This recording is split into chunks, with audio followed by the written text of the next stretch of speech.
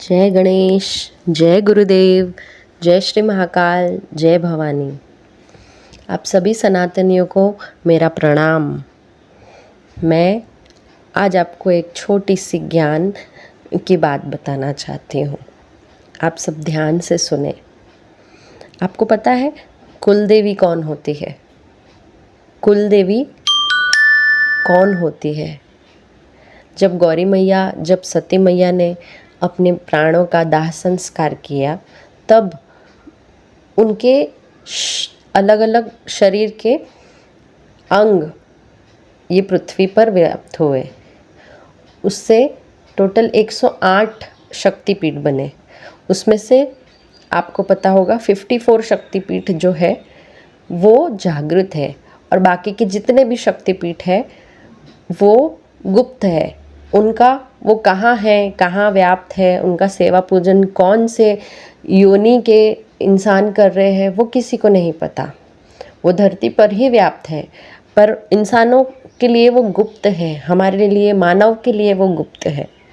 वो सती माता के जो गुप्त शक्तिपीठ है, उनकी सेवा भी कोई ना कोई जीव कर रहा है, या फिर वो ये लोक का होगा या फिर वो परलोक का होगा, पर कर रहा है।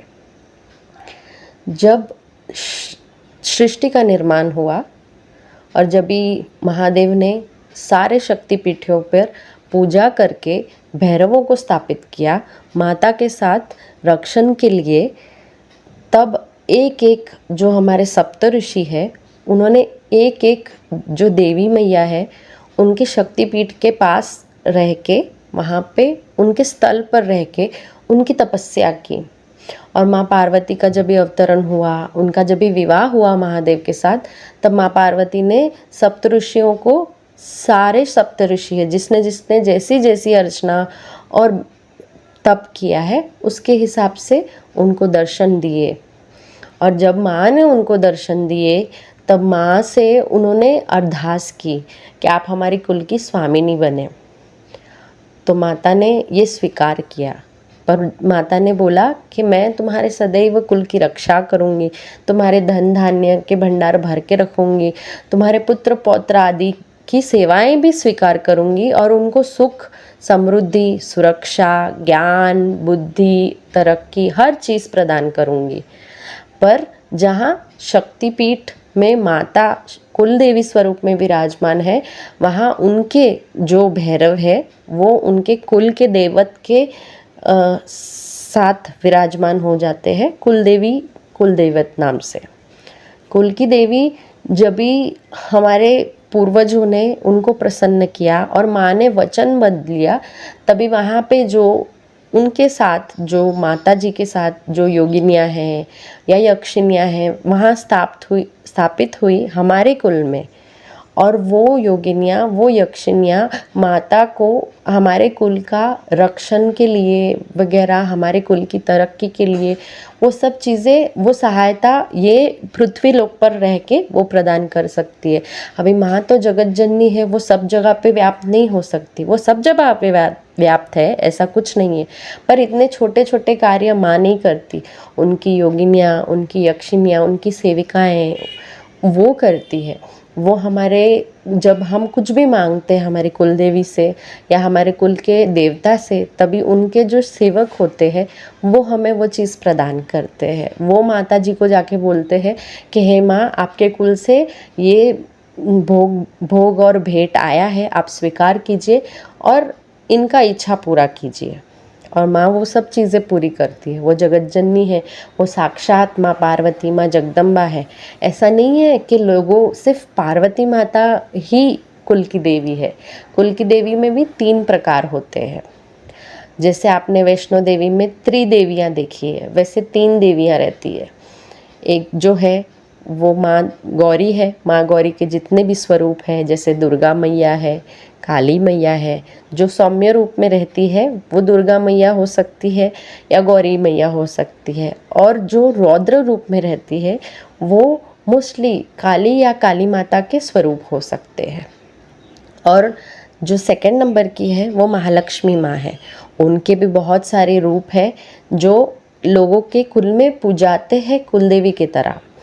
महालक्ष्मी माँ, जैसे कोल्हापुर वाली महालक्ष्मी माँ को अंबाबाई कहा जाता है, तो वो महालक्ष्मी माँ ही है, पर वो कुल की स्वामिनी है और लोग उन्हें पूजते हैं और वो उनकी कुल की रक्षण भी करती है और सब प्रदान करती है। वैसे ही सरस्वती माँ भी कितने जगह पे पूजी जाती है। आपने सुना होगा गुजरात के एक क्षेत्र में ब्रह्माणी माता उनकी कुल देवी है, फिर माता विंध्यवासिनी वो भी सरस्वती माता का ही स्वरूप है, और बहुत सारे जगह पर सरस्वती माता भी कुल देवी रूप में पूजाती है। और माँ उसमें सरस्वती माँ उसमें भी ज्ञान भी देती है, बुद्धि भी देती है, तरक्की भी देती है। कुलदेवी सब देने में सामर्थ्य है। उसके लिए उनके लिए कुल की स्वामिनी है वो आपके अंग, आपकी आत्मा से जुड़ी हुई है। अगर आपने उनके कुल में जन्म लिया है तो अवश्य आपका कोई ना कोई रिश्ता उनसे पूर्व कई जन्मों से होगा, अन्यथा ऐसे ही किसी की सेवा किसी को प्राप्त नहीं हो जाती। अगर हमें कोई कुल में जन्म मिला है और हम हमारे कुल की स्वामिनी की सेवा करते हैं, उनकी भक्ति, उनका होम, उनका यज्ञ, उनके लिए दुर्गा सप्तशती के पाठ, नवचंडी के पाठ वो सब करवाते हैं और माँ वो स्वीकार कर रही है, तो वो उन्हीं की कृपा है, माँ जगतजननी की कृपा है, माँ जगतजननी की इच्छा है कि हम उनकी भक्ति कर सकें। अन्यथा हम इतने छोटे से हमार तुच्छ पापी मनुष्य की क्या सामर्थ्य कि हम वो आदि पराशक्ति जो हर कण कण में वास करने वाली जो शक्ति है, जो हमारी प्राण शक्ति है, जो हमारी प्राण वायु है, जो हमारे शरीर में रक्त में भी वास करती है, हमारी बुद्धि में मेधा शक्ति से वास करती है, हमारी वाणी में सरस्वती माता से वास करती है, हमारी जीवा पर वो लक्ष्मी माँ बन के रहती है, जो हमारी जठरा अग्नि पर जठरा अग्नि बन के अग्नि स्वरूप में रहती है, वो देवी को हम पूछ सके इतने हमारे कोई अच्छे कर्म नहीं, ना ही पुण्य है। पर ये माँ कुलदेवी की, माँ भवानी की, माँ पार्वती की, माँ जगतजननी जगदम्बा, माँ राजराजेश्वरी की कृपा है कि हमको उनके कुल में जन्म मिला और हम कुल देवी का पूजन अर्चन जो करते हैं वो माँ स्वीकार करती है। इसलिए सदैव अपनी कुल देवी को जानो, अपनी कुल देवी को मानो, उनके शरण में रहो। उनके शरण में रहने से तुम्हारे हर कष्टों का नाश हो सकता है, क्योंकि कुल की स्वामिनी तुम्हारी जो सगी माँ रहती है ना, वो सगी माँ है। और सगी माँ अपने बच्चों से कभी मुंह नहीं फेरती, अगर वो रुष्ट भी है ना तो वो मान जाएगी। आप प्रेम से मनाओ उसको, वो मान जाएगी। ऐसा कोई चीज़ नहीं जो कुल की स्वामिनी आपको नहीं दे सकती। कुल देवी का पूजन से क्या क्या मिलता है? सबसे पहले कुल देवी का पूजन से आपको मिलता है वो है रक्षण, हर प्रकार से रक्षण, चाहे वो रोगों से हो, शत्रुओं से हो, भय से हो, या फिर कोई भी ऐसी घटनाएं जो सड़क पे चलते चलते कभी एक्सीडेंट हो जाता है या कुछ भी हो जाता है, कोई भी चीज़ से वो रक्षण करती है। उनके जो कुल देवता साथ में चलते हैं भैरव स्वरूप में, वो आपके रक्षण करते हैं, आपके शरीर की, आपकी आत्मा की, हमारे तीनों शरीर की, स्थूल, सूक्ष्म और कारण, दोनों तीनों शरीर की वो रक्षा करते हैं। दूसरी चीज़ तरक्की और वैभव, वो आपको वैभव ऐश्वर्य प्रदान करने वाली है। वो जगतजननी है, माँ अन्नपूर्णा है, महालक्ष्मी है, हर स्वरूप में उनको पूजा जाता है। उनके पूजन से आपको सब कुछ मिल सकता है, क्योंकि वो सर्वस्व प्रदान करने का सामर्थ्य रखती है, इसलिए तो उसे त्रिपुर सुंदरी माँ राजराजेश्वरी कहा जाता है। इसलिए उनके पूजन से आपको वैभव, सुख, समृद्धि, पुत्र पौत्र, अश्व, गाड़ी, घोड़ा सब कुछ दे सकती है। उनको ऐसी कोई चीज़ नहीं जो वो प्रदान नहीं कर सकती। जो आपकी किस्मत में नहीं भी है ना, वो भी अगर आप अपनी कुल की स्वामिनी की पूजा करते हो तो वो आपको प्रदान करने में वो सब कुछ वो प्रदान कर सकती है जो आपकी किस्मत में भी नहीं लिखा। नवग्रह भी अगर तुम्हारे ठीक नहीं चल रहे ना, तो भी कुल की स्वामिनी अगर तुम्हारे ऊपर कृपा करके बैठी है ना, तो नवग्रह भी तुम्हारा कुछ नहीं बिगाड़ सकते। अधिक से अधिक क्या करेंगे, उनका थोड़ा सा प्रभाव पड़ेगा, और जब भी तुम माई को जाके बोलोगे माई हमको ये तकलीफ है, तो माता वो तकलीफ दूर कर देगी। थोड़े टाइम कष्ट होगा, फिर थोड़ा कष्ट दूर, आधे से ज़्यादा कष्ट तो उनकी स्तुति से दूर हो जाता है, उनकी भक्ति, उनके नैवेद्य से। जब हम होम करते हैं घर में, उनका दुर्गा सप्तशती का पाठ करते हैं, उससे दूर हो जाता है। अभी सबसे पहली चीज़, कुल की देवी का महत्व इतना है वो तो सब जानते हैं, पर क्यों है? हमारे जो शरीर निर्मित हुआ है ना, कारण शरीर हमारा, मतलब जो हमारी एस्ट्रल बॉडी है, वो निर्माण जो होती है वो कुल की देवता और कुल की देवी उनके कारण होती है। उनकी शक्ति हमारे एस्ट्रल बॉडी में विराजमान है। हमारी जो ऑरा की बॉडी है ना, उसमें जब तुमने जन्म लिया था, तुम कौन से, मतलब आप कौन से भगवान को पूज के आए थे? पास्ट में आपने किसी भगवान को, इष्ट देव को पूजा होगा, वो नहीं पता। पर अभी जब तुम्हारा ये नया शरीर धारण किया है, तब तुम्हारी जो एस्ट्रल बॉडी है, तब तुम्हारी जो ऑरा है, वो ऑरा में उनकी शक्ति विराजमान होती है। जितने प्योर, जितने सात्विक, जितने धर्म से आप चलते हो, उतनी उनकी शक्तियाँ आपको सहायता के लिए आती है। उनकी शक्तियाँ उतनी तेज़ी से तुम्हारी हेल्प करती है, उतनी तेज़ी से तुम्हारी सहायता के लिए खड़ी होती है। क्योंकि अगर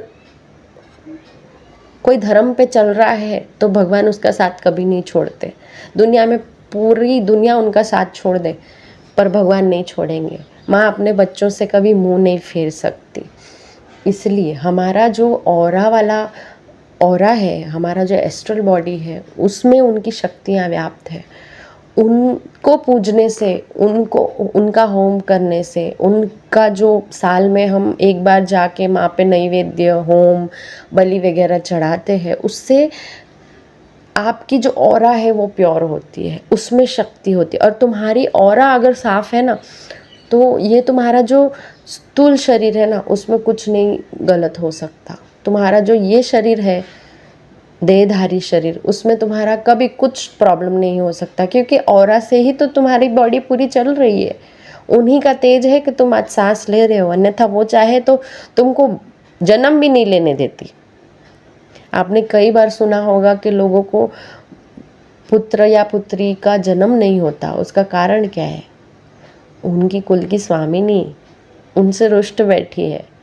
आप उनको दोगे नहीं, आप उनको उनका स्थान, उनका मान, उनका धर्म, उनका ध्यान, उनका सब कुछ भूल के आप किसी और के शरण में जा रहे हो, जो आपके मम्मी पापा नहीं है। ये तो आपकी माँ है ना, ये आपकी जननी है, आपकी कुल स्वामिनी। हाँ ठीक है, इष्ट देव होने चाहिए, मेरे भी इष्ट देव है और कुल की स्वामिनी अलग है, पर इसका मतलब ये थोड़ी कि हम कुल की देवी को छोड़ देंगे, हम प्रथम माता पिता को छोड़ के नई इष्ट को ही करेंगे। नहीं, ये गलत है।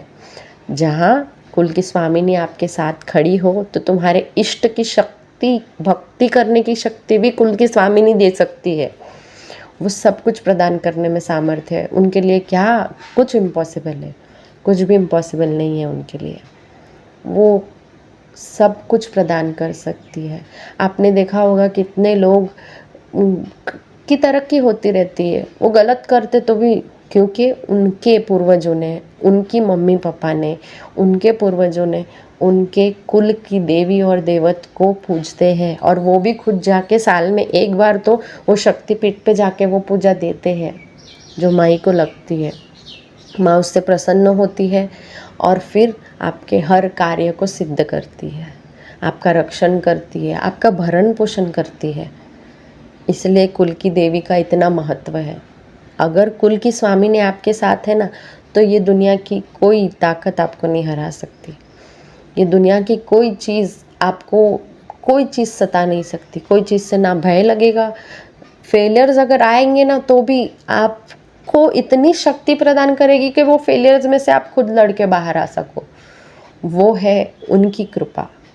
उनकी दया, वो जिस पर हाथ रख दे ना, माता पार्वती का स्वरूप हो, माता लक्ष्मी का स्वरूप हो या माँ सरस्वती का स्वरूप हो, अगर माँ का हाथ आपके सर पर है ना, तो दुनिया की कोई ताकत आपको हरा नहीं सकती। जय श्री महाकाल, जय माँ गौरी, हर हर महादेव, जय गुरुदेव।